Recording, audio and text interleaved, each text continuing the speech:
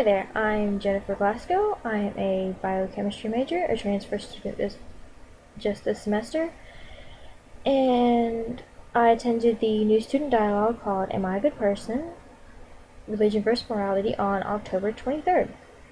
And I would have to say I rather enjoyed it because, and I do feel like our group achieved its goal, I guess, if you want to call it that.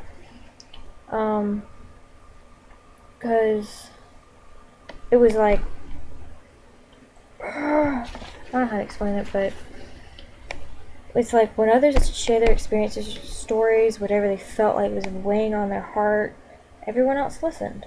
And that's what dialogue is about, Not supporting, not refuting, or no, it could be supporting, but we weren't refuting or arguing the other person's story or experience. Experience is what happened, is what happened. The person could have lied about the experience, but, it's not our job to, pardon my language, to get on their tails about if they were wrong or right, We can only go off of what other people tell us. So, I think we achieved that. But because we achieved that because nobody gave any negative comments or responses in return. Like I said, there was no arguing. If anything was said in return of what one person had to say, it was support mostly. Encouragement from the two group leaders we had. I cannot think of their names for the life of me, but I was hoping you could track them from my information when I did it.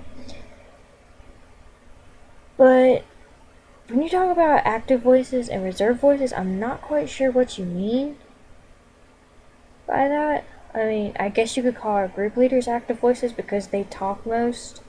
They did most of the talking. And then the rest of the group members were reserved voices. Because, we were reserved, but we kind of opened up. Most of us were reserved, yet some of us still told our stories. I didn't.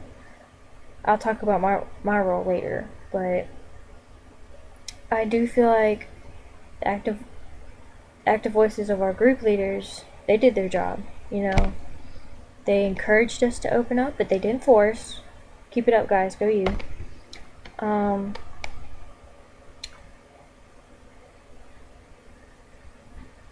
They did explain things well. They kept us on track. They gave us many different activities to go through.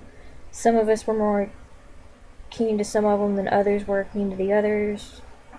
I don't even know what keen means, but some of us liked some of the activities and some of us didn't. Actually, I can't really speak for others, really. But I'm saying I liked some of them. There was one I wasn't too keen on, and it was the timeline they made us do. It was like, do a timeline of your life of when you think of when no it was do a timeline of your life to show at what point in your life did you decide if you were good.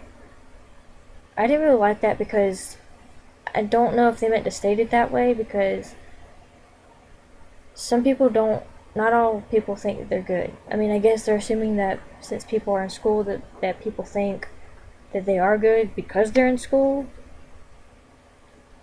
Because I wasn't really sure that question was going, but I mean, some people are on their way to thinking they're good, some people think they're bad, or they're on the way to getting bad.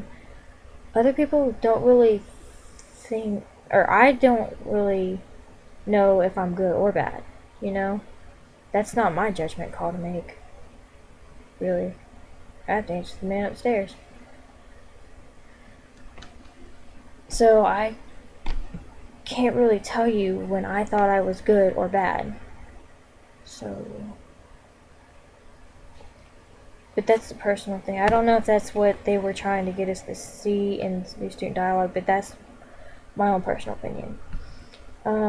As far as reserved voices go, there were a few people that opened up. I'm not giving any name. I won't give any names or stories,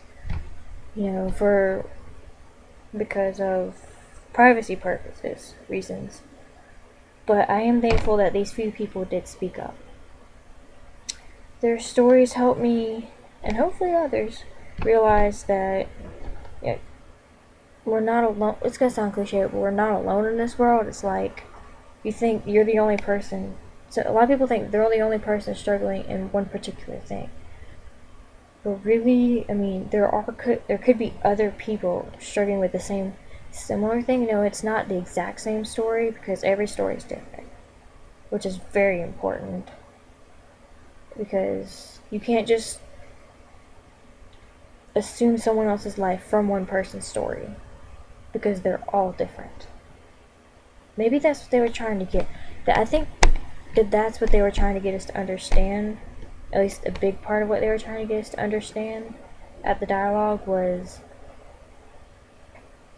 that everyone's story is different. Everyone struggles, and I don't know how else to word this right now, but it's not nice to judge other people when you really don't know them.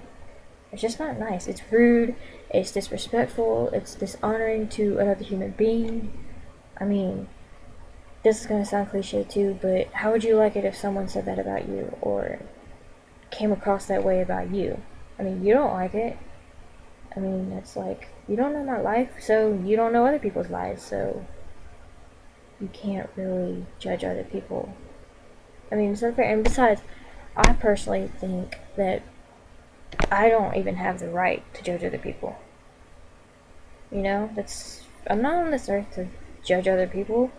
I'm on this earth to help people realize the beauty in it. There's so much beauty. But people these days, I feel like they mostly see the negative because the world has changed so much, but it's changed, like, it's still beautiful, even though it might be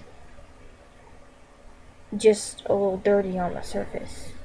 I don't like that term, but it's just covered up by the negative. You just have to dig for that beauty, I guess you could say. I mean, and nobody's perfect in this world anyways. Take you, for instance, or me. I'll take me because I really don't know your story. Whoever's watching this. But I know I'm not perfect. So I would hope people would understand nobody's perfect. And I'm not perfect, so I can't judge. Who am I to judge someone else? Because they're imperfect. I mean, first in order to judge someone else on their imperfections, you have to be perfect. You have to be able to own up to that. I mean, people don't always realize that just because someone doesn't follow the exact same morals and beliefs that you do, doesn't mean that they're any more wrong or right than you. Maybe that's what they were trying to teach us. My role, I didn't really say much, but that's just because I didn't really know how to say. A lot of times I don't know how to say what I'm thinking, because I hate offending other people, because I mean, I'm no more wrong or right than they are, and they're no more wrong or right than me. And maybe that's what this dialogue was another reason this dialogue was another theory that this dialogue was designed to do, was to teach us all that each other is, nobody's perfect, yeah, but just because someone doesn't believe the exact same thing you do does not mean that they're wrong. Yes, that's what it was. We did that paper towel thing where she said, do you like volleyball? Some people step closer to the paper towel and some people step further away. I mean, just because you're at different levels doesn't mean that you're any more wrong or right. It's just how you feel. You know?